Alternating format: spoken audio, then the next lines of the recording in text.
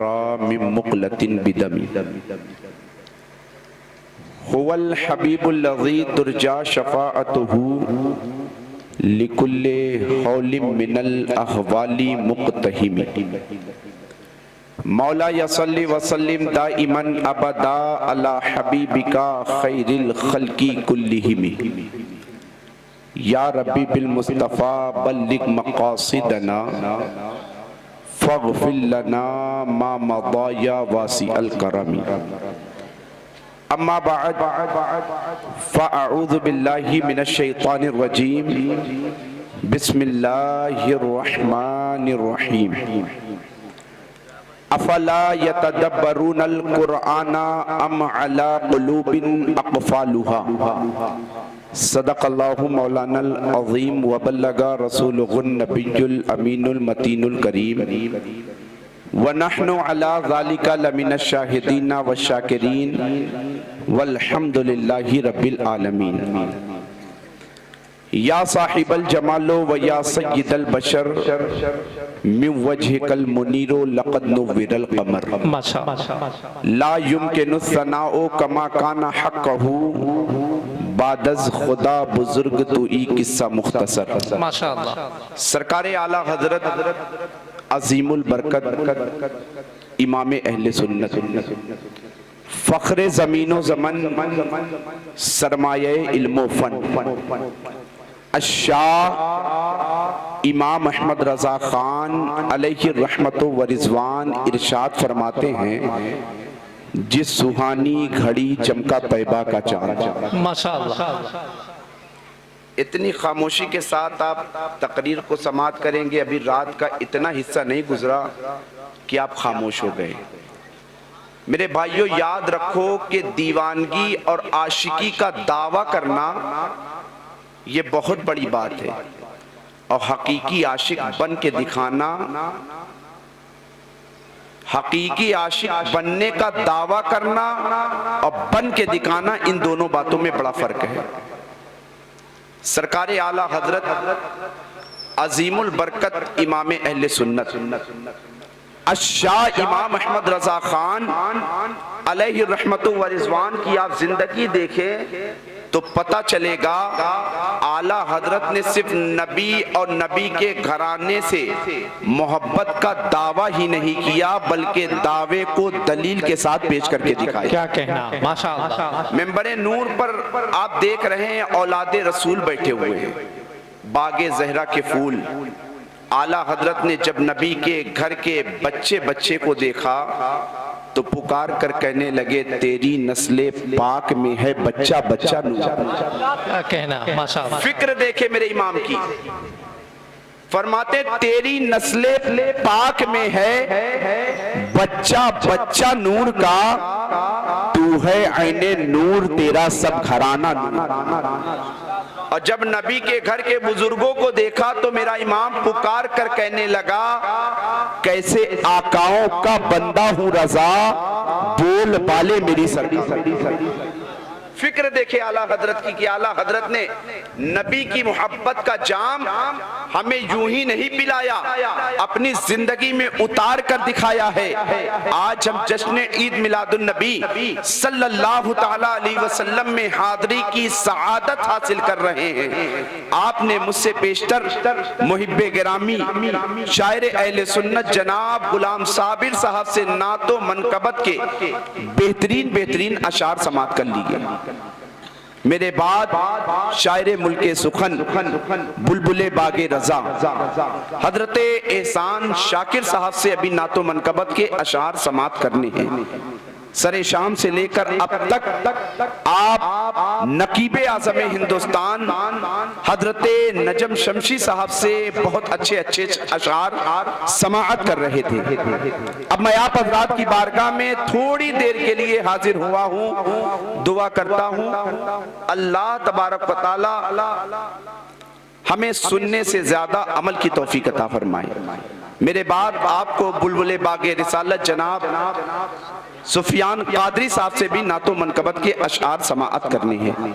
माशाअल्लाह। हजरत गिरामी वकार, मैंने जिस आयत करीमा की तिलावत का शरफ हासिल किया है, आइए बड़ी तेजी के साथ एक मर्तबा हम और आप गुंबदे खदरा की जानिब लो लगाकर गुंबदे खदरा में आराम फरमाने वाले, लंबे लंबे हाथों से भीख देने वाले, शफाअत कुबरा का मुज़्दए जाफिजा सुनाने वाले, अंधेरी कब्र में काम आने वाले, मैदान महशर में जब बाप बेटे से, माँ बेटी से, शौहर बीवी से, तमाम अइज़्ज़ा अहिब्बा अक़रबा एक दूसरे को पहचानने के बावजूद पहचानने से इनकार कर दें, उस परेशानी के आलम में हम सब गुनाहगार उम्मत को पहचानने वाले हुजूर रहमते आलम, नूरे मुजस्सम, शाह बनी आदम, रसूल मुहतशम सल्लल्लाहु तआला अलैहि वसल्लम की मुक़द्दस बारगाह में दुरूद शरीफ का नजराना व अंदाज़े वालिहाना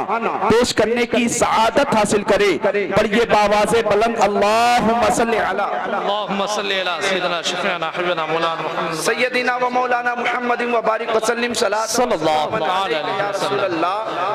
सल्लल्लाहु तआला अलैहि वसल्लम। हज़रात गिरामी वकार, आप इतनी खामोशी के साथ नबी की मिलाद समात कर रहे हैं। मुझसे पेशतर भी गुलाम साबिर साहब ने कहा था कि आप दरूद शरीफ पढ़ें। आपकी खामोशी देखकर मुझे कुछ लगने लगा कि आप नबी के आशिक और नबी का आशिक, नबी का नाम सुनकर मचल जाया करता है। दरूद शरीफ पढ़ने के लिए इतना प्यारा अमल।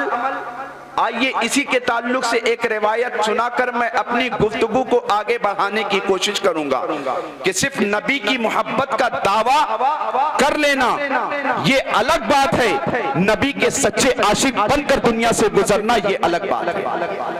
हुजूर अलैहिस्सलातु वस्सलाम एक मर्तबा एक जंग में अपने तमाम तर सहाबा के साथ तशरीफ ले जा रहे हैं। उनमें सैयदना सिद्दीक़ अकबर भी हैं, सैयदना फारूक आज़म भी हैं, सैयदना उमर फारूक आज़म भी हैं, सैयदना उस्मान गनी भी हैं, सैयदना मौला अली भी हैं। मेरे आका ने एक मकाम पर इरशाद फरमाया, ऐ मेरे सहाबियों सुनो सुनो, तुम लोग अपने साथ राहे राह जो कुछ भी लाए हो, एक जगह पड़ाव कर लो, एक जगह क़याम कर लो। क़याम करने के बाद तमाम तर सहाबा अपने अपने दस्तरखान से, अपने अपने तोशेदान से खाना निकाल कर खा लो। मुस्तफा जाने रहमत ने इतना हुक्म फरमाया, तमाम सहाबा तोशेदान से खाना निकालो, खाओ। उनमें तमाम तर सहाबा ऐसे ऐसे जलीलुल कद्र सहाबा, जिनमें सैयदना सिद्दीक़ अकबर जो कार में भी मुस्तफा के साथ रहे, मज़ार में भी मुस्तफा के साथ रहे, और अपनी जिंदगी का लम्हा लम्हा अगर सिद्दीक़ अकबर ने गुजारा है तो सिर्फ मुस्तफा के इश्क में गुजारा है। एक मर्तबा मुस्तफा जाने रहमत एक रास्ते से गुजर रहे हैं। मुस्तफा के एक गुलाम जिनका नाम सैयदना बिलाल हबशी है, उनका आका उनके साथ जुल्म कर रहा हो, उनके साथ ज्यादती कर रहा हो, उनके साथ जुल्म सितम का पहाड़ तोड़ रहा है। मुस्तफा जाने रहमत ने अपने गुलाम की सदा अगर कान में सुनी है कि बिलाल को तकलीफ है, बिलाल ने जब से मेरा कलमा पढ़ा है उसे सताया जाता है, उसे जुल्म सितम का निशाना बनाया जाता है। मुस्तफा ने इरशाद फरमाया कि आखिर कोई ऐसा गुलाम है जो मेरे साथ मिल करके मेरे गुलाम बिलाल को आजाद करवा ले। नबी ने सिर्फ इतना फरमाया, बात एक दूसरे से होते होते सिद्दीक़ अकबर तक पहुंची। मुस्तफा ने इरशाद फरमाया कि कौन ऐसा शख्स है, मेरा कौन ऐसा दीवाना है जो बिलाल के आका से उसे आजाद करवा ले। हजरत सैयदना सिद्दीक़ अकबर ने जैसे ही इतना सुना, सिर्फ हमारी और आपकी तरह महफिल मिलाद में बैठकर ज़बान पर सुकूत नहीं इख्तियार करे रहे, बल्कि अपनी अकीदत का नज़राना नबी की बारगाह में इस तरह पेश किया है कि सैयदना सिद्दीक़ अकबर के कान तक जब ये सदा पहुंचती हो कि मेरे नबी ने इरशाद फरमाया हो कि बिलाल का आका उनके साथ जुल्म किया करता है, बिलाल का आका उसके साथ जुल्म सितम का निशाना बनाया करता है, उस पर जुल्म के पहाड़ तोड़ा करता है। बिलाल के आका के पास सैयदना सिद्दीक अकबर गए, कहने लगे कि ए बिलाल के आका, क्या तू बिलाल को बेचना चाहता है या बिलाल को बेचना चाहता है? हजरत सैयदना बिलाल हबशी नबी के कैसे गुलाम थे कि बिलाल के आका ने सुना कि सैयदना सिद्दीक अकबर जैसा बहादुर ताजू, सैयदना सिद्दीक अकबर जैसा बड़ा ताजू बिलाल को लेने के लिए आया है। वो कहने लगा कि ए अबू बकर सिद्दीक, मुझे तो बिलाल में कोई हैसियत नहीं दिखती, बिलाल की कोई वक़्त नहीं नजर आती, बिलाल के अंदर कोई ऐसी क्वालिटी नजर नहीं आती, कोई ऐसी खुसूसियत नजर नहीं आती। तो सैयदना सिद्दीक अकबर ने कहा था कि तुम्हें अगरचे तुम्हें इसके अंदर कोई खुसूसियत नहीं नजर आती, मगर मैं तुम्हारे बारगाह में तुम्हारे सामने इस बात का ऐलान करता हूँ कि जितने माल में तुम बिलाल को बेचना चाहो मुझसे बेच। वाह वाह, जिंदाबाद जिंदाबाद जिंदाबाद। कहा जितने माल में बिलाल को बेचना चाहते हो बेच दो। मक्के का सबसे बड़ा ताजिर अबू बकर बिलाल को खरीदने को तैयार है। बिलाल के आका ने कीमत बहुत बढ़ा चढ़ा कर बताई, इस गर्ज के साथ कि वो बिलाल के साथ जुल्म इस वजह से किया करता था कि बिलाल ने मुस्तफा जाने रहमत का कलमा पढ़ लिया था, मुस्तफा के दामन करम से वाबस्ता हो गया था।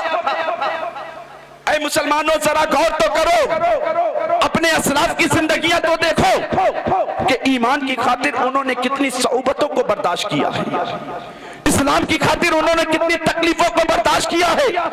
आज हम अपने आप को नबी का दीवाना भी कहा करते हैं, मगर जिंदगी का तर्ज अमल अगर देखे तो पता चलेगा कि नबी का दीवाना भी अपने आप को कह रहे हैं, अपने आप को नमाजों से भी दूर किए हुए हैं, और नबी का दीवाना भी अपने आप को कह रहे हैं, कुरान की तालीमात से भी अपने आप को अलग किए हुए हैं। बिलाल के आका ने जब बिलाल से कहा था ऐ बिलाल नबी का कलमा करना छोड़ दे, तो बिलाल ने कहा था कि मेरे जिस्म पर जब तक मेरे जिस्म की आखिरी सांस बाकी रहेगी, मैं दामन मुस्तफा को हर वाह वाह वाह। इतने तकलीफें सहकर बिलाल हबशी और तमाम तर असहाब ने, नबी के चाहने वालों ने नबी से मोहब्बत की, नबी की साथ पर अपनी अकीदत का नजराना, अगर बात जान की आई है तो जान कुर्बान करके, अगर बात माल की आई है तो माल कुर्बान करके, अगर वक्त की आई है तो अपने वक्त की कुर्बानी देकर नबी से मोहब्बत की, हकीकी मोहब्बत का दावा सच करके दिखाया है। मगर आज हम अपनी जिंदगी का जायजा ले, अपने तर्जो अमल को देखें तो पता चलेगा कि आज हम नबी का दावा सिर्फ फर्जी तौर पर किया करते हैं, वरना नबी के आशिकों की जिंदगी देखो तो पता चलेगा कि बिलाल के जिस्म पर गर्म रेतों पर लिटा करके, जिस्म पर पत्थर बांध करके बिलाल को घसीटा जाता था, और बिलाल से कहा जाता था कि नबी का कलमा पढ़ना छोड़ दे, तो बिलाल यही कहा करते थे, हल्क पर तेग रहे, सीने पर जल्लाद रहे, दिल में तेरी याद रहे, लब में तेरा वाह वाह। नारे तकबीर, नारे रिसालत, जश्न ईद मिलादुन नबी, मसलके आला हजरत, जिंदाबाद जिंदाबाद जिंदाबाद। नबी ने ऐलान यही फरमाया कि किसी से हो सके तो मेरे गुलाम बिलाल को उसके आका से आजाद करवा ले। सिर्फ यही बात नहीं फरमाई, फरमाया मेरे साथ जो रकम लगे उस रकम में मेरा साथ लेकर के बिलाल को आजाद करवाया जाए। बिलाल के आका के पास सैयदना सिद्दीक अकबर पहुंचे हैं, कहा तू इसे आजाद करेगा, कहा तू इसे बेचना चाहेगा, कहा बिलाल की मेरी नजर में कोई हैसियत नहीं, बिलाल तो हब्श का रहने वाला एक गुलाम है। सैयदना सिद्दीक अकबर ने कहा मुंह मांगी कीमत दूंगा। कहा ए अबू बकर सिद्दीक कितनी कीमत दोगे? कहा 1000 कीमत, 1000 दिरहम से ज्यादा दूंगा। कहा उससे ज्यादा, कहा उससे भी ज्यादा दूंगा। तुम अपनी कीमत का रेट तो बताओ, तुम अपनी कीमत तो बताओ, तुम अपनी कीमत तो बताओ। 10 गुना कीमत बिलाल के आका ने बताई है। सैयदना सिद्दीक अकबर ने मुस्तफा की रज़ाजोई के खातिर बिलाल को 10 गुना कीमत दे करके आजाद करवा लिया है, खरीद लिया है, खरीदने के बाद आजाद कर दिया। नबी की बारगाह में सैयदना सिद्दीक अकबर पहुंचे। मुस्तफा जान रहमत ने इरशाद फरमाया कि ए अबू बकर, क्या मैंने सुना है कि तुमने बिलाल को खरीद कर आजाद कर दिया है? तो मुस्तफा जान रहमत से सैयदना सिद्दीक अकबर अर्ज करते नजर आ रहे हैं कि या रसूल अल्लाह, या रसूल अल्लाह, मैंने बिलाल को खरीदने के बाद आजाद कर दिया है। तो मुस्तफा जान रहमत ने पूछा, ए अबू बकर सिद्दीक, सुनो सुनो, तुमने कितनी कीमत देकर बिलाल को आजाद करवाया है? तो सैयदना सिद्दीक अकबर अर्ज करते नजर आ रहे हैं कि या रसूल अल्लाह, उसके आका ने 1 गुना कीमत मांगी, मैंने बढ़ा कर दिया। 2 गुना का भी मांगी, मैंने बढ़ा कर दिया। यहाँ तक कि मैंने बिलाल को 10 गुना कीमत देकर आजाद करवाया है। तो मुस्तफा जान रहमत ने इरशाद फरमाया था कि ए अबू बकर सिद्दीक, मैंने तो तुमसे ये भी कहा था, ऐलान मैंने इस बात का किया था, अगर कोई बिलाल को आजाद करवाना चाहे मेरे साथ रकम में रकम मिलाकर आजाद करवा ले। तुमने अकेले तने तनहा क्यों आजाद करवा लिया? तो सैयदना सिद्दीक अकबर कहते हैं कि या रसूल अल्लाह, अबू बकर का जो कुछ भी माल है सब आप ही कर। वाह वाह वाह। या रसूल अल्लाह, अबू बकर सिद्दीक को जो कुछ भी मिला है सब आप ही के कदम की बरकत से तो मिला है। या रसूल अल्लाह, अबू बकर सिद्दीक को जो कुछ भी मिला सब आप ही के दर से तो मिला है। मुस्तफा जान रहमत के आशिकों, नबी का जिक्र कर रहे हो, यकीनन बहुत बड़ी बात है नबी का जिक्र करना, मगर नबी के जिक्र के साथ साथ नबी के गुलामों की जिंदगी उठाकर देखो। ये बिलाल से यही कहा जा रहा है, बिलाल अपने नबी के दामन से वाबस्ता हो चुका है, बिलाल अपने नबी का दामन छोड़ दे। अबू बकर सिद्दीक से मुस्तफा जान रहमत ने इसी बात का ऐलान मस्जिद नबी शरीफ में किया था। तो सैयदना सिद्दीक अकबर ने अपना सारा माल कुर्बान करके मुस्तफा के हुक्म की रजा जोई की खातिर बिलाल हबशी को आजाद करवा लिया था। आज हम नबी की दीवानगी का दावा किया करते हैं, मगर अपनी जिंदगियां उठाकर देखें तो पता चलेगा आज हमारी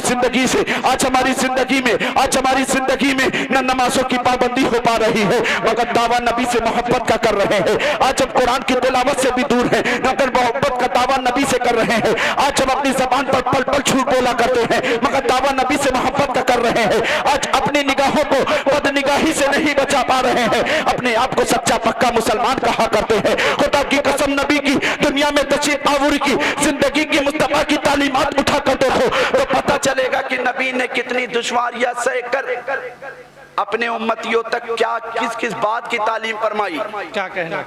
मगर आज नबी के चाहने वाले, नबी से मोहब्बत का दावा करने वाले आज नबी ही की बताई हुई तालीमात से भटक चुके हैं और फिर कहते हैं कि परेशानी हमारा मुकद्दर क्यों बन चुकी है। खुदा की कसम मुसलमानों, जरा मुस्तफा जान रहमत के गुलामों की जिंदगी उठाकर देखो। अभी मैंने आपके सामने कुरान मुकद्दस की 6 आयत करीमा की तिलावत का शरफ हासिल किया।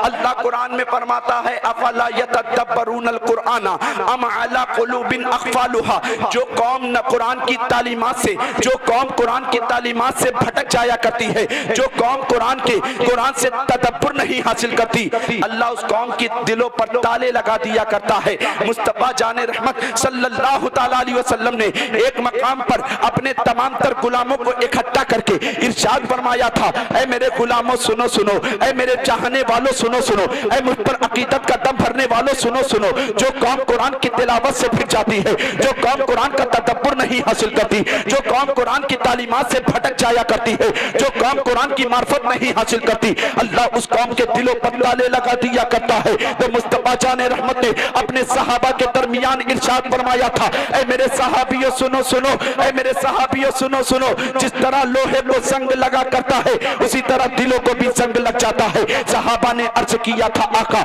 लोहे का जंग तो मिटा लिया जाता है, लोहे का जंग तो मिटा लिया जाता है, दिलों का जंग किस तरह मिटाया जाता है? तो मुस्तफा जान रहमत ने इरशाद फरमाया था, अगर दिलों के जंग को मिटाना चाहते हो तो कुरान की तिलावत कसरत से किया करो। वाह वाह वाह वाह, माशाअल्लाह। कुरान की तिलावत कसरत से किया करो। और उसके साथ मुस्तफा जान रहमत ने इरशाद फरमाया था, कुरान की तिलावत कसरत से करो और मौत को हमेशा याद किया करो, मौत को हमेशा याद करो। ऐ मुसलमानों जरा गौर तो करो।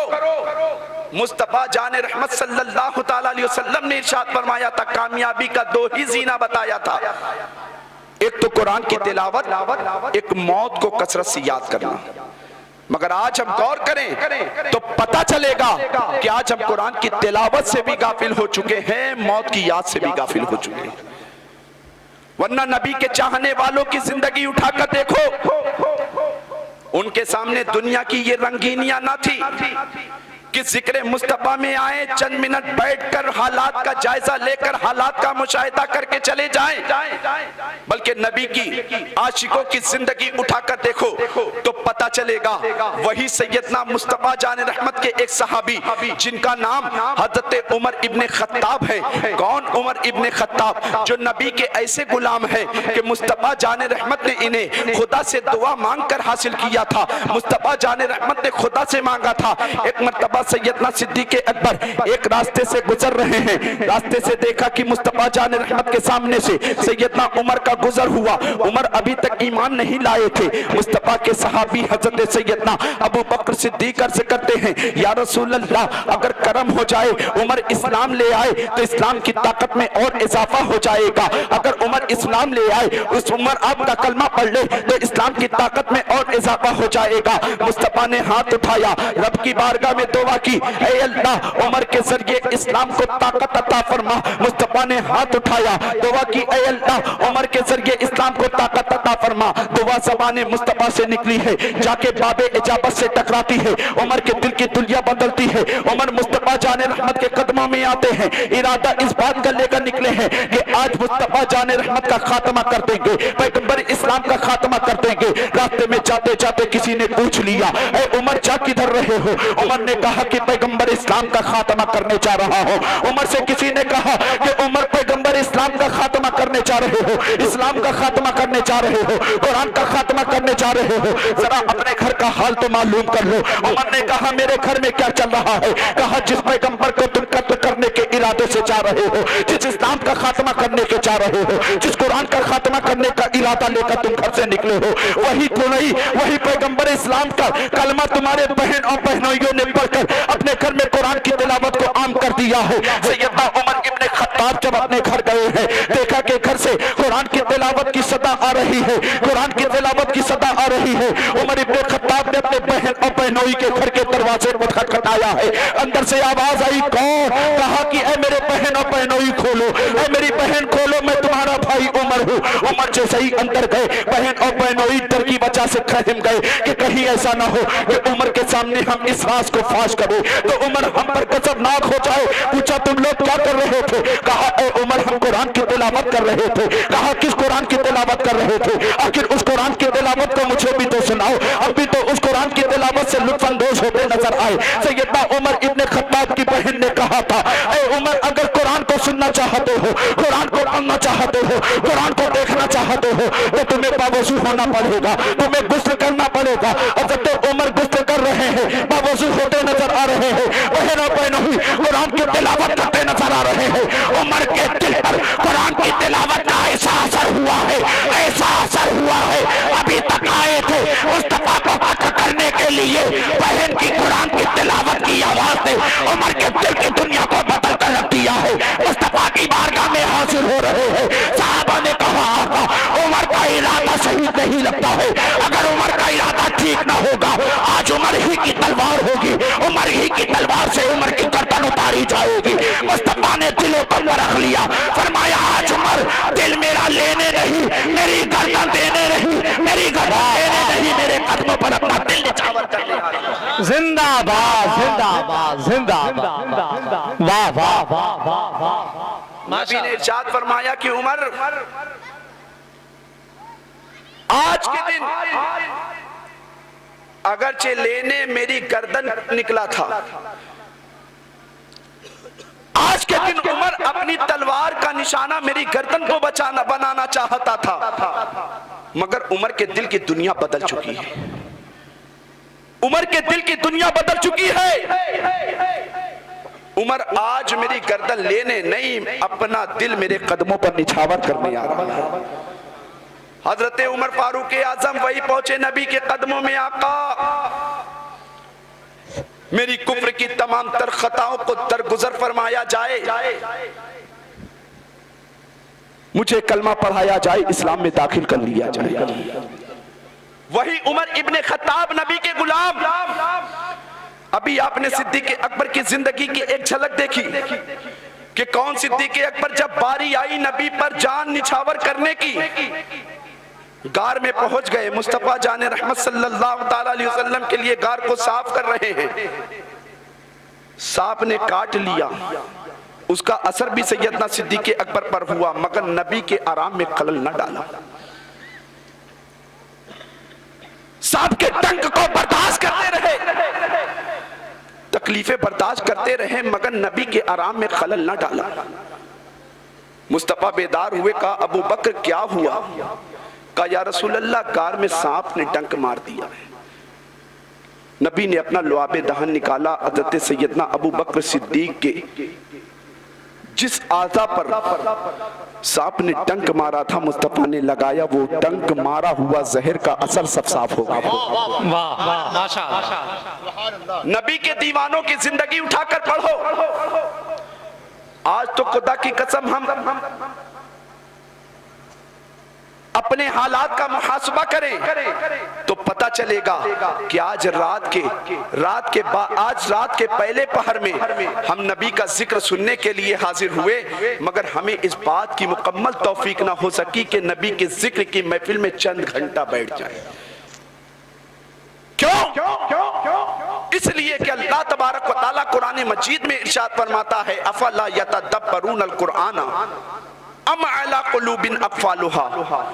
जो कौम कुरान का तदब्बुर नहीं हासिल करती, कुरान का इल्म नहीं हासिल करा करती, अल्लाह ताला उस कौम के दिलों पर ताले लगा दिया करता है।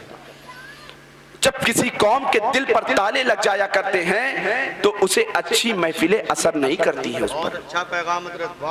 जब किसी कौम के दिल पर ताले लग जाया करते हैं, उस कौम को सिर्फ खुराफात की मजलिसों में मजा आया करता है। जब किसी कौम के दिल पर ताले लग जाया करते हैं, वो कौम नमाजों के करीब नहीं होती है। जब किसी कौम के दिल पर ताले लग जाया करते हैं, वो कौम कुरान की तिलावत से एकदम गाफिल हो चुकी होती है। क्या कहना? जब किसी कौम के दिल पर ताले लग जाया करते हैं, वो कौम बदनिगाही में ही मुलव्विस हो जाया करती है। जबकि इस्लाम के मानने वालों की तारीख पढ़ो कि नबी दुनिया में तशरीफ लाए, नबी वो मुस्तफा जिसके नूर को अल्लाह तबारक व तआला ने कायनात में सबसे पहले पैदा फरमाया। उस नबी की आमद से पहले दुनिया में कोई चीज ना थी। रब हदीस कुदसी में इरशाद फरमाता है, ऐ मुस्तफा कुन्तो कंज़न मख्फिया, मैं एक छुपा हुआ खजाना था, मेरी मशीयत हुई लोग मुझे जाने, मुझे पहचाने तो मैंने अपने नूर से तुम्हारे नूर को पैदा फरमाया। तुम्हारे नूर का हिस्सा मैंने कायनात में बांटना शुरू किया। किसी से जमीन का फर्श बिछाया, किसी से आसमान का शामियाना लगाया, किसी से चांद को चांदनी अता फरमाई, किसी से सूरज को रोशनी अता फरमाई, किसी से सितारों को जगमगाने का सलीका दिया, किसी से गुंचों को चटक दी, किसी से कलियों को महक अता कर दी। ऐ मुस्तफा तुम्हारे नूर का सदका मैं बांटता रहा। किसी से आदम को आदमियत दे दी, किसी से नूह को नजाकत दे दी, किसी से ईसा को कमाल दे दिया, किसी से मूसा को जमाल दे दिया, किसी से यूसुफ को हुस्न दे दिया, किसी से इद्रीस को हिकमत दे दी, किसी से सुलेमान को बादशाहत दे दी, किसी से इब्राहिम को खुल्लत दे दी, किसी से इस्माइल को ज़बूर इसारी अता फरमा दी। वो मुस्तफा के नूर का सदका अल्लाह कायनात में बांटता रहा। अल्लाह तबारक व तआला ने मुस्तफा के नूर पाक के सदके में 18,000 मखलूकात को पैदा फरमा दिया। जब इसी मकाम पर मेरा इमाम पहुंचता है तो अर्ज करता नजर आ रहा है कि या रसूल अल्लाह, सुबह तौबा में हुई बत्ता है बाला नूर का, सदका लेने नूर का आया है तारा नूर का, बागे तौबा में सुहाना फूल फूला नूर का, मस्तबू है बुलबुल नूर का, नारियों का दौर था, दिल चल रहा था नूर का, तुमको देखा हो गया ठंडा कलेजा नूर का, चांद चुप जाता जिधर अवली चलता था इशारों पर खिलाना नूर का, तेरी नस्ल पाक में है बच्चा बच्चा नूर का, तू है नूर तेरा सत्कराना नूर का, ऐ रज़ाई अहमद तोरी का कैसे नूर है, हो गई मेरी गजल पढ़कर कसीदा। नारे तकबीर, नारे रिसालत, जश्न ईद मिलादुन नबी, मसलके आला हज़रत। वाह वाह वाह। जब किसी कौम के दिलों पर ताले लग जाया करते हैं, रात भर क्या चंद मिनट ही जिक्र मुस्तफा करो, उस कौम पर ये बातें असर नहीं करेगी। क्यों? ये अल्लाह का फरमान है कि कौम कुरान की मार्फत का इल्म हासिल करने से दूर होती है, अल्लाह उस कौम के दिलों पर ताले लगा देता है, फिर उस कौम को अच्छी बातें असरअंदाज नहीं होती। आप जिंदगी उठाकर देखें, अल्लाह के मुकद्दस नबी सल्लल्लाहु अलैहि वसल्लम के दीवानों की, आशिकों की, हजरत उमर इब्ने खत्ताब को अगर इस्लाम की दौलत अगर नसीब हुई है तो किसी और बुनियाद पर नहीं, कुरान के अल्फाज हजरत उमर के दिल पर असरअंदाज हुए हैं तो अल्लाह ने उमर को इस्लाम की दौलत अता फरमा। आज कुरान हमारे घरों में रखा हुआ बंद पड़ा है, आज कुरान हमारे घरों में रखा हुआ है, ताकों की जीनत बना हुआ है। आज हम अपनी जिंदगी का मुहासबा करें तो पता चलता है कि आज हमने अपनी जिंदगी को इतनी गफलतों में, अपनी जिंदगी को इतनी गफलतों में गुजारना शुरू कर दिया है कि नबी से मोहब्बत का दावा ही सिर्फ हमारे दिलों में रह गया है। जबकि नबी के आशिकों की जिंदगी पढ़ो तो पता चलेगा, खुद मुस्तफा जान रहमत की जिंदगी पढ़ो तो पता चलेगा कि मुस्तफा जान रहमत ने इसी इस्लाम की तबलीग और इशाअत के लिए न जाने कितनी सोबतों को बर्दाश्त किया, न जाने कितनी तकलीफों को बर्दाश्त किया, न जाने कितनी परेशानियों को बर्दाश्त किया। पेट पर पत्थर बांधकर मुस्तफा जिंदगी गुजारते रहे, इस्लाम की तबलीग करते रहे, भूखे रहे, इस्लाम की तबलीग करते रहे। और मुस्तफा जान रहमत की मुस्तफा जान रहमत की जिंदगी का एक वाकया सीरत के तौर पर मैं आपकी बारगाह में पेश करता चलूं। अल्लाह के मुकद्दस नबी सल्लल्लाहु अलैहि वसल्लम एक मर्तबा रात की तारीकी में अपनी नबूवत का ऐलान करने के बाद 53 साल मक्का में गुजारने के बाद मदीने शरीफ जब मुस्तफा तशरीफ लाते हैं, एक दिन रात की तारीकी में मुस्तफा जान रहमत के आशिकों ने देखा कि मुस्तफा जान रहमत मदीने की गलियों में अकेले तने तन्हा टहल रहे हैं। रात का तीसरा पहर है, मुस्तफा के आशिक सैयदना अबू बकर सिद्दीक मिल गए, सैयदना फारूक आजम मिल गए। रास्ते में अर्ज करने लगे, या रसूल अल्लाह, ये बताइए कि रात की इस तीसरे पहर में आपको किस चीज ने घर से निकलने पर मजबूर किया है? तो मुस्तफा जान रहमत ने इरशाद फरमाया, ऐ अबू बकर सिद्दीक, पहले तुम बताओ कि रात के इस तीसरे पहर में तुम मदीने की गलियों में क्यों टहल रहे हो? सैयदना सिद्दीक अकबर अर्ज करते हैं, आका, आपको मैंने पहले देखा है, आप ही इरशाद फरमा दे, फिर उसके बाद गुलाम अपना अरीजा आपकी बारगाह में पेश करेगा। तो मुस्तफा जान रहमत ने इरशाद फरमाया था,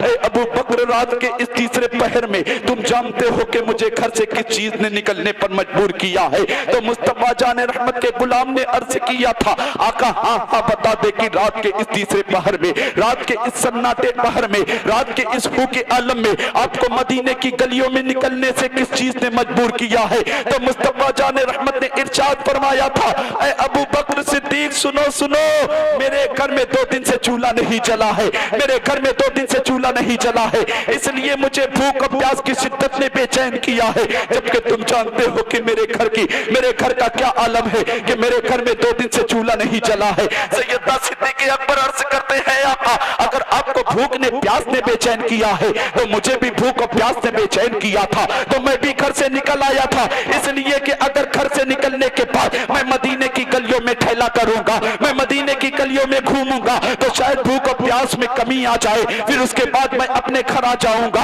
आगे मुस्तफा पढ़ते हैं, हज़रत अय्यूब अंसारी का घर पड़ता है। अय्यूब अंसारी ने मुस्तफा को देखा, मुस्तफा के गुलामों को देखा, देखने के बाद अर्ज करते हैं, या रसूल अल्लाह, अगर आज गुलाम के यहाँ आपकी दावत हो जाती तो कितना अच्छा था। मुस्तफा जान रहमत ने गुलाम की दावत को कबूल किया है। कबूल करने के बाद हज़रत अय्यूब अंसारी अपने घर लेकर आते हैं। नबी की बारगाह में तोशेदान के तौर पर दस्तरखान पर खजूर रखा है। खजूर रखने के बाद अपने बेटे को हुक्म दिया है कि मुस्तफा जान रहमत के लिए गोश्त और रोटी का इंतजाम किया जाए, खाने और पानी का इंतजाम किया जाए। अभी इंतजाम हो ही रहा था, खाना तैयार होकर नबी की बारगाह में आया है तो मुस्तफा ने रोटी के चंद टुकड़े को उठाया है, चंद रोटी को उठाया, उससे गोश्त को कुछ उठाया है। उठाने के बाद हज़रत अय्यूब अंसारी से कहते हैं, ऐ मेरे गुलाम अय्यूब, तुम जानते हो कि मेरे घर में कितने दिन से चूल्हा नहीं जला है? सैयदना अय्यूब अंसारी अर्ज करते हैं आका, मुझे नहीं पता कि आपके घर में कितने दिन से चूल्हा नहीं जला है।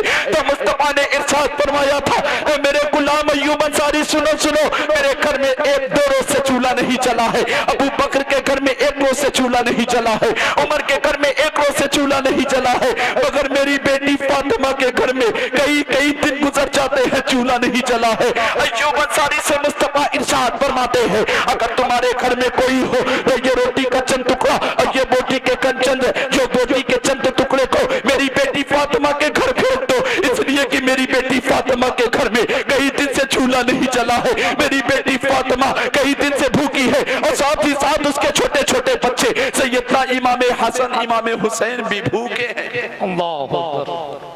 ऐ मुसलमानों जरा गौर तो करो, आज हम अपनी जिंदगी का मुहासबा करें तो पता चलेगा कि आज हमारे पास तमाम तरह की सहूलियात मौजूद है।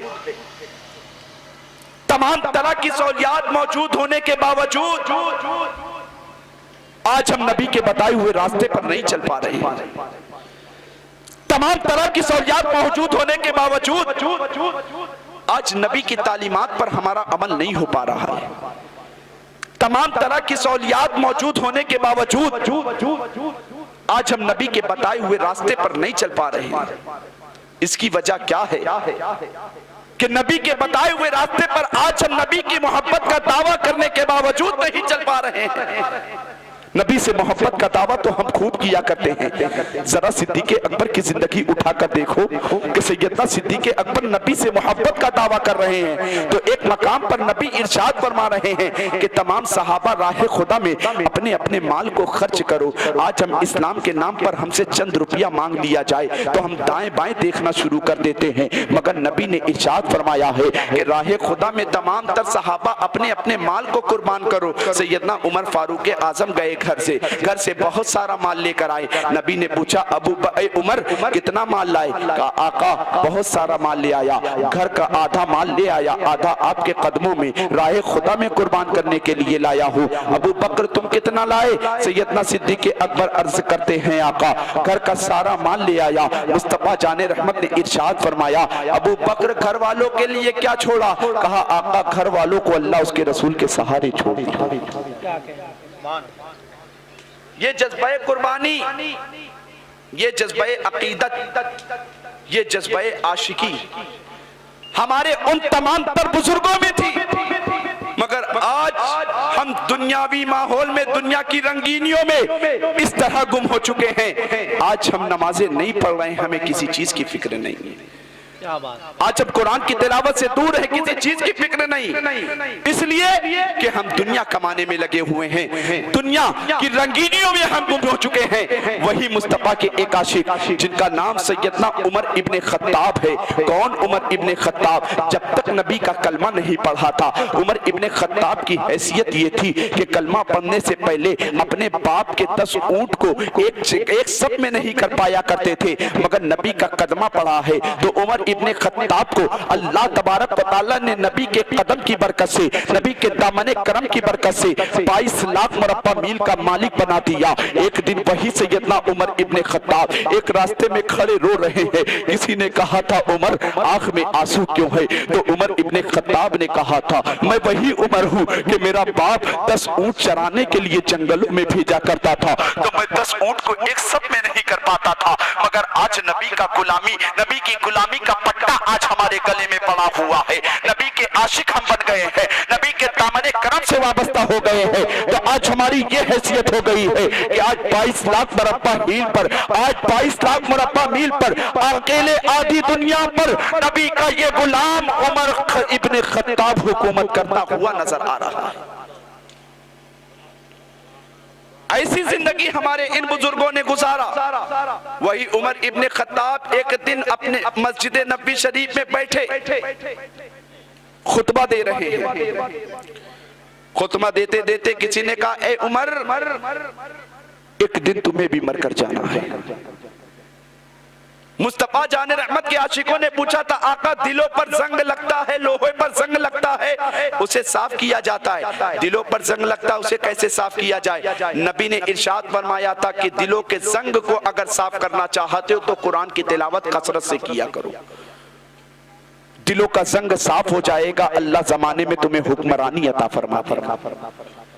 दिलों का जंग साफ हो जाएगा, अल्लाह तुम्हारी जिंदगी में बरकत पैदा फरमा देगा। दिलों का जंग साफ हो जाएगा, अल्लाह तबारक व तआला तुम्हें दुनिया की हर मोहताजगी तुमसे दूर कर देगा। आज कुरान अजीम जैसी अजीम कुरान जैसी अजीम किताब आज हमारे पास मौजूद होने के बावजूद आज हम दरबदर की ठोकर खा रहे हैं, तो ये अपने अमाल की बुनियाद पर। वरना नबी के गुलामों की जिंदगी उठाकर पढ़ो। वक्त के एक बहुत बड़े बादशाह जिनका नाम हारून रशीद, अल्लाह तबारक व तआला ने उन्हें इतनी बड़ी सल्तनत का मालिक बनाया था। आपकी एक अहलिया थी जिनका नाम जुबैदा बीवी था। जुबैदा बीवी ने अपने घर में 300 नौकरानियां रखी थी। 300 नौकरानियां। जुबैदा बीवी से किसी ने पूछा कि 300 नौकरानियां रखी आपने घर में, घर का काम करने के लिए गैर हाफिजा नौकरानियां भी तो तुम्हारे घर का काम कर सकती थी। तुमने 300 नौकरानियों को घर में अगर रखा है तो किसकी खातिर? और सबके सब हाफिज़े कुरान। आखिर इसकी वजह क्या है? तो जुबैदा खातून ने कहा था कि मैं नमाज ज़ुहर, नमाज असर, नमाज फज्र, नमाज मगरिब पढ़ा करती हूँ। हर नमाज के बाद घर में कुरान की तिलावत किया करती हूँ। मैं इन 300 नौकरानियों को मैंने हाफिज़े कुरान इसलिए रखा है कि जहाँ इनके घर में बर्तन मांजने की बारी आएगी, जहां खाना पकाने की बारी आएगी, जहां कपड़ा धुलने की बारी आएगी, इन तमाम तर कामों के फारिग होने के बाद ये तमाम तर बांदियां मेरे घर में 15-15 मिनट, 20-20 मिनट कुरान की तिलावत करेंगी। मैं नहीं चाहती कि मेरी जिंदगी का कोई भी लम्हा मेरे घर में ऐसा गुजर सके कि जिस लम्हात में मेरे घर में कुरान की तिलावत की सदा ना आ रही। जुबैदा खातून की जिंदगी आप देखें कि उनके शौहर को अल्लाह ने कितनी बड़ी सल्तनत का मालिक बनाया था। आप फरमाती हैं कि 300 हाफिज़े कुरान बांधिया इसलिए रखा, मैं नहीं चाहती कि मेरी जिंदगी का कोई भी ऐसा लम्हा गुजरे जिन लम्हात में मेरे घर में कुरान की तिलावत की सदा ना आ रही हो, मेरे कान से टकराती ना हो। नमाज ज़ोहर से मैं फारिग होती हूँ, असर से फारिग होती हूँ, मगरिब से, इशा से, फजर से, मैं तमाम तर वक्तों में खुद वक्त निकाल कर तमाम तर कामों को दरकिनार करके कुरान की तिलावत करती हूँ। मगर मैंने इन 300 बांदियों को सिर्फ इस काम के लिए नहीं रखा कि घर में झाड़ू लगाएंगी, घर में बर्तन मांजा करेंगी, घर में हमारे घर के बच्चों के कपड़े साफ करेगी, बल्कि मैंने इन 300 बांदियों को सिर्फ कुरान की तिलावत के गर्ज से रखा। वही जुबैदा खातून जिनकी जिंदगी का लम्हा उठाकर देखे तो पता चलेगा उनकी जिंदगी का कोई भी लम्हा ऐसा नहीं गुजर रहा है कि सिर्फ कुरान की तिलावत के बगैर गुजर जाए। मगर आज हम अपनी जिंदगी का मुहासबा करें, आज हम अपनी जिंदगी पर गौर करें, आज अपने गिरेबान में झांक कर उसे देखें, आज हम अपने ज़मीर से पूछें तो पता चलेगा आज हमारा सालों साल कैसा ऐसा गुजरता नजर आ रहा है कि साल भर हम कुरान को खोल कर देखा नहीं करते, कुरान की तिलावत की हमें तौफीक नहीं होती, कुरान के फर्क को उलट कर नहीं देखा करते। नबी ने एक मौके पर मिशकात शरीफ में एक हदीस पाक क़यामत की निशानी के ताल्लुक से बयान फरमाई थी तो मुस्तफ़ा ने इरशाद फरमाया था, ऐ मेरे उम्मतियों, जिस वक्त मेरी उम्मत में ये खसलतें आ जाए तो समझ लेना मेरी उम्मत तबाही की तरफ जा रही है। उनमें से एक खसलत मुस्तफ़ा ने इरशाद फरमाया था, उनमें से एक बुराई ये होगी कि मेरी उम्मत एक वक्त ऐसा आएगा कि कुरान की तिलावत से दूर हो जाएगी, एक वक्त ऐसा आएगा कि कुरान की तालीमात से दूर हो जाएगी। करीब यकीनन मुसलमानों, अगर आज गौर करो तो पता चलेगा कि आज हमारा हाल यही है कि हम कुरान की तिलावत से भी दूर हो चुके हैं, नमाजों से भी गाफिल हो चुके हैं। आज हम अपनी जबान को झूठ से भी नहीं बचा पा रहे हैं, हराम हलाल में तमीज भी नहीं कर पा रहे हैं। वही जुबैदा खातून जिनकी जिंदगी का यही मशगला रहा कि नमाज ज़ोहर के बाद कुरान की तिलावत, असर के बाद कुरान की तिलावत, मगरिब के बाद कुरान की तिलावत, फजर के बाद कुरान की तिलावत, तहज्जुद के बाद कुरान की तिलावत। वही जुबैदा खातून का जब विसाल हुआ है कि कब्र में अभी फरिश्ते नहीं आए थे, किसी सहेली ने आपको ख्वाब में देखा,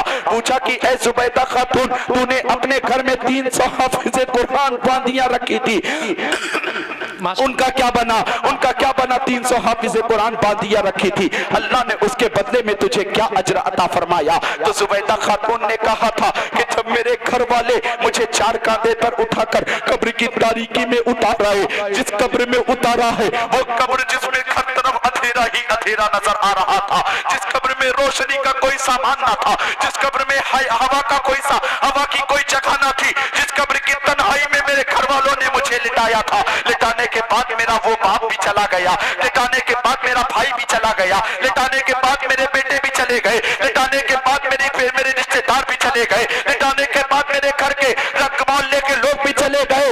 जब मेरी कब्र में जब मुझे लिटाया गया, अभी मुनकर नकीर मेरी कब्र में तशरीफ नहीं लाए थे, अभी मुनकर नकीर मेरी कब्र में तशरीफ नहीं लाए थे, तो मेरे कब्र में मेरे कानों में मेरे रब की सदा आई। मेरे रब ने पूछा, ऐ जुबैदा खातून ये बताओ, एक रोज तू खाना खा रही थी, एक रोज तू खाना खा रही थी, खाना खाते खाते आखिर तुमने अपने लुकमे को मुंह तक पहुंचा लिया था, एक लुकमे को पहुंचाने के बाद उस लुकमे को तुमने जमीन पर क्यों रखा था? तो जुबैदा खातून कहती है कि परवरदिगारे आलम, जब मैं लुकमा खा रही थी तो मेरे मोहल्ले की मस्जिद से मुअज्जिन ने हय्या अलस सलाह पुकार कर अज़ान कहना शुरू किया था, अल्लाहु अकबर कहना शुरू किया था, अल्लाहु अकबर कहना शुरू किया था। तो मैंने तेरे नाम का एहतराम करने की खातिर उस लुकमे को जमीन पर, उस लुकमे को अपने बर्तन में रख दिया था। अब इरशाद फरमाता है, ऐ जुबैदा खातून, जिस वक्त तुमने मेरे नाम का एहतराम किया था, तुमने मेरे नाम का एहतराम किया था, उस वक्त मैंने जन्नत को तुम्हारे मुकद्दर में रख दिया। जिंदाबाद जिंदाबाद, वाह वाह वाह, सुभान अल्लाह। ऐ जुबैदा, तुमने जिस वक्त मेरे नाम का एहतराम किया, क्या कहना, जिंदाबाद, मैंने जन्नत को तुम्हारे मुकद्दर में लिख दिया। सिर्फ किस बुनियाद पर? नाम खुदा की एहतराम की बुनियाद पर। किस बुनियाद पर? खुदा के नाम का एहतराम किया। जुबैदा खातून की मगफिरत हो गई। 300 बांदियां हाफिज़े कुरान जो रखी थी, उसकी जज़ा बाद में मिलनी थी, मगर अल्लाह ने एक छोटी सी नेकी की बुनियाद पर, एक छोटी सी नेकी के नामे खुदा का एहतराम किया, अल्लाह ने मगफिरत फरमा दी। आज हम गौर करें तो खुदा की कसम पता चलता है, आज हमारे घरों में टीवी खुला होता है, मुअज्जिन अल्लाहु अकबर की सदा दे रहा है, घर में ना बाप को तौफीक हो रही है, ना माँ को तौफीक हो रही है, ना बहन को तौफीक हो रही है कि घर में चल रही टीवी गाने बाजे की आवाज को बंद कर दे, बल्कि घर के बड़े गार्जियन, घर के बड़े अफराद ये कहा करते हैं, बेटा अजान का वक्त हो गया है, या मुअज्जिन हय्या अलस सलाह की सदा दे रहा है, ऐसा कर, टीवी बंद बाद में करना, पहले उसको म्यूट पर कर दे। आज हमसे खुदा के नाम का एहतराम नहीं हो रहा है। आज हम खुदा के बताए हुए रास्ते पर नहीं चल रहे हैं, फिर पूछते हैं कि परेशानी हमारा मुकद्दर क्यों बनी हुई है। अल्लाह के मुकद्दस नबी सल्लल्लाहु तआला अलैहि वसल्लम ने क़यामत की एक निशानी ये भी बयान फरमाई थी, मेरी उम्मत पर ऐसा वक्त आ जाए तो समझ लेना क़यामत करीब है। मेरी उम्मत पर ऐसा वक्त आ जाए तो समझ लेना तबाही उनका मुकद्दर बनने वाली है। आका से पूछा गया था, आका वो कौन सा वक्त होगा? नबी ने फरमाया था, जिस वक्त कौम कुरान की तिलावत से दूर हो जाए। आज गौर करें तो खुदा की कसम पता चलेगा कि वो वक्त बहुत करीब आ चुका है। आज से 20 साल 25 साल पहले के हालात का जायजा ले तो पता चलेगा कि 25 साल पहले 20 साल पहले जब हम फजर की नमाज के लिए अपने घरों से निकला करते थे तो हर घर से कुरान की तिलावत की आवाज आया करती थी। क्या कहना, मगर आज फजर की नमाज के लिए अगर हम घरों से निकला करते हैं तो कुरान की तिलावत की आवाज के बजाय आज हर घर से गाने की आवाज आ रही। मुस्तफा जाने रहमत के आशिकों, अगर नबी से मोहब्बत का दावा किया करते हो तो खुदा की कसम बिल यकीन नबी के सच्चे आशिक बनकर दिखाओ। क्या कहना, नबी के सच्चे आशिक बनने का दावा करने का मतलब ये नहीं है कि सिर्फ दावा करो, चंद मिनट की महफिल में बैठ जाओ फिर चले जाओ, सारी जिम्मेदारियां खत्म। बल्कि नबी के सच्चे आशिक बनने का मतलब ये है कि नबी के आशिक बनो, कुरान की तिलावत के पाबंद बनो, नबी के आशिक बनो, मस्जिदों में पहली सब में नमाज अदा करने वाले बनो, नबी के आशिक बनो, अपनी जबान को झूठ से बचाने वाले बनो। कि नबी के आशिकों, नबी से पूछा गया था एक मर्तबा, सहाबा ने कहा था या रसूल अल्लाह मोमिन में ये सिफत हो सकती? नबी ने फरमाया हाँ। या रसूल अल्लाह ये सिफत? हाँ। मुस्तफा से पूछा गया आका मोमिन झूठा हो सकता? नबी ने फरमाया था मोमिन हरगिज़ हरगिज़ झूठा नहीं हो सकता। यार हम आज किन रंगियों, आज हम अपनी जिंदगियों को किन हालात में गुजार रहे हैं? अपने अमाल का मुहासबा करें। दुनिया भूल चुके हैं, दुनिया के पीछे हम आखिरत को भूल चुके हैं। अल्लाह का खौफ हमारे दिलों से निकल चुका है। जबकि अपने असलाफ की जिंदगी पढ़ें, उमर फारूक आजम मस्जिद नबी में खुतबा दे रहे हैं, लिबास पहने बैठे हैं, एक शख्स गुजरता, उमर एक दिन तुम्हें मर कर जा रहा। उमर फारूक आजम खुतबा देखते देते देते देते कांपने लगे उमर फारूक आजम। कहा कि इस शख्स को मेरे करीब किया जाए। वो शख्स करीब आया, उमर फारूक आजम ने कहा कि कल से तुम्हारी जिम्मेदारी यही होगी कि तुम्हें दिन भर में मुझे चंद मर्तबा ये याद करवाना है कि उमर तुम्हें एक दिन मर कर जाना है। वो शख्स रोजाना आता, उमर तुम्हें मर कर जाना है, तुम्हें मर कर जाना है। आज हमें भी इस बात का यकीन है कि एक दिन हर शख्स को मरकर दुनिया से जाना है। जाने के बाद अपने हर किए का जवाब अल्लाह की बारगाह में पेश करना है। हर किए का जवाब। महफिल में चंद मिनट बैठे थे, चंद घंटे बैठे थे, इसका भी जवाब अल्लाह की बारगाह में देना। अल्लाह फरमाएगा मेरे महबूब का जिक्र हो रहा था, मेरे महबूब की महफिल को छोड़कर चले गए थे, उस वक्त तुम्हारे पास क्या जवाब होगा? अल्लाह फरमाएगा कि मैंने तुम्हें कमाई दी, दौलत दिया था अपने फजल से, जिसकी तमन्ना बहुत होने की मगर उन्हें नहीं अता फरमाई। अपने फजल से तुझे दौलत मैंने दी, तो दौलत को किन कामों में खर्च किया? क्या रब की बारगाह में ये जवाब होगा परवरदिगारे आलम तूने अब मुझे दौलत अपने फजल से अता फरमाई थी, तो मैंने अपनी दौलत को अपने बच्चे की शादी में डीजे बजाकर खर्च किया था, अपनी दौलत को जिना के अड्डे पर खर्च किया था, अपनी दौलत को खुराफात के अड्डे पर खर्च किया था।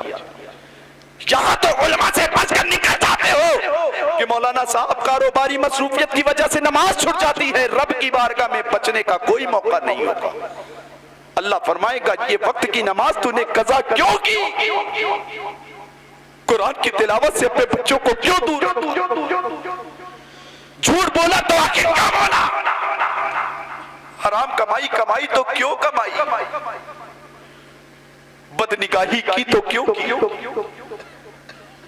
यही फारूक आजम रज़ी अल्लाह तआला अन्हु ने उस शख्स को लगाया, तुम्हारी जिम्मेदारी सिर्फ यही होगी कि तुम्हें मुझे याद करवाना, उमर एक दिन तुम्हें मर कर जाना, उमर तुम्हें मर कर जाना। फारूक आजम फरमाते हैं कि एक वक्त ऐसा आया कि मैंने उस शख्स को हटा दिया, आज से तुम मुझे मौत की याद नहीं दिलाओगे। फारूक आजम से वो शख्स कहने लगा हुजूर क्या इस काम के लिए आपने किसी और शख्स का इंतखाब कर लिया? कहा नहीं, मैंने इस काम के लिए किसी और का इंतखाब नहीं किया है। अब मेरे दाढ़ी के बाल सफेद हो गए हैं, मुझे जब दाढ़ी के बाल देखता हूं तो मुझे मौत की याद खुद आ जाया करती है।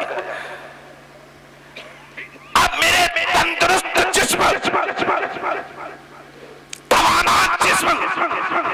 जिसमें कल में ताकत थी, अब मेरे वो कदम लड़खड़ाने लगते हैं तो मुझे मौत की याद आ जाया करती है। अब मैं वो जिस्म जो पहले चंद मील चलकर भी नहीं थका करते थे, अब चंद कदम चलकर थक जाया करते हैं तो मुझे मौत की याद आ जाती है। ये हमारे बुजुर्गों का तरीका रहा कि मौत को कसरत से याद किया करते थे। वो फारूक आजम जिनको अल्लाह के मुकद्दस नबी ने अशरे मुबश्शरा में शुमार किया है, अशरे मुबश्शरा वो सहाबी जिनको अल्लाह के मुकद्दस नबी ने दुनिया में जन्नत की गारंटी दे दी, उनका खौफ खुदा का आलम ये है कि एक दिन के उठाकर फारूक आजम कहने लगे कि काश मैं ये दिन का होता तो कल बरोसे कयामत सवालों जवाब से बच जाता। ऐ मुसलमानों, क्या कब्र की तारीकी को तुमने इतने हल्के में ले लिया? पुलसिरात की पुरखतरवादी को क्या तुमने इतने आसानी से नजरअंदाज करना शुरू कर दिया? वो कब्र जहां कोई रोशनी का इंतजाम ना होगा। इमाम हसन बसरी रहमतुल्लाह ताला अलैह एक बहुत बड़े ताबई एक दिन अपने घर के दरवाजे पर बैठे रहे। एक जनाजा गुजर रहा था। उस जनाजे के पीछे 6 साल या 7 साल की बच्ची जा रही थी। कह रही थी, ऐ मेरे वालिदैन मोहतरम, जैसी मुसीबत की घड़ी आज मुझ पर आई है, आज से पहले नहीं आई थी। इमाम हसन बसरी उस बच्ची के करीब गए। कब्र में उस बच्ची के वालिद को उतारा गया, कब्र पर मिट्टी डाली गई। डालने के बाद वो बच्ची अपने बाप की कब्र से लिपट कर रोने लगी और यही कह रही है कि मेरे बाबा जान, आज जैसी परेशानी और मुसीबत का वक्त मुझ पर आया है, आज से पहले नहीं आया था। इमाम हसन बसरी ने उस बच्ची को करीब बुलाया, सीने से लगाया, दिलासा दिया, सब्र और रज़ा की तलकीन करने के बाद कहने लगी कि मेरी बेटी, अपने वालिद से ये ना कहो कि आज तुम पर मुसीबत की घड़ी आई है, बल्कि ये कहो कि ऐ मेरे वालिद, आज जो परेशानी की घड़ी आप पर आई है, आज से पहले नहीं आई थी। आज आपको कब्र की तारीकी में उतार दिया गया है। आज आपको कब्र की अंधेरी कोठरी में उतार दिया गया है। आज से पहले आप कब्र की अंधेरी कोठरी में नहीं गए थे। सब्र और रज़ा की तलकीन की, घर वापस आ गई बच्ची। दूसरे दिन अपने घर के दरवाजे पर फिर बैठते रहे। वो बच्ची दौड़कर कब्रिस्तान की तरफ जा रही है। फिर अपने बाप की कब्र से लिपट कर रोने लगी। इमाम हसन बसरी ने कहा कि बेटी, वो बेटी यही कह रही है कि ऐ मेरे वालिद मोहतरम, कल की रात मैंने जितनी दुश्वारी के साथ गुजारी आज तक नहीं गुजारी थी, इसलिए कि कल तक आप जिंदा थे, बाप का साया सर पर था, कल तक आपकी शफ़क़तें मेरे साथ थी। मगर ऐ मेरे वालिद मोहतरम, कल की रात जितनी परेशानी के साथ मैंने गुजारी, ऐसी मुसीबत की घड़ी आज, ऐसी मुसीबत की रात मैंने आज तक नहीं गुजारी। फिर बच्ची को सब्र और रज़ा की तलकीन करने के बाद इमाम हसन बसरी कहने लगे, बेटी, तुझे ये कहने के बजाय अपने वालिद से पूछना चाहिए कि अब्बा जान, जैसी मुसीबत की रात कल आपने गुजारी है, आज से पहले तो ना गुजारी थी। आप जब तक जिंदा थे, आपको कब्र की तारीकी में नहीं उतारा गया था। घर में लाइट की रोशनी में सोया करते थे बाबा जान।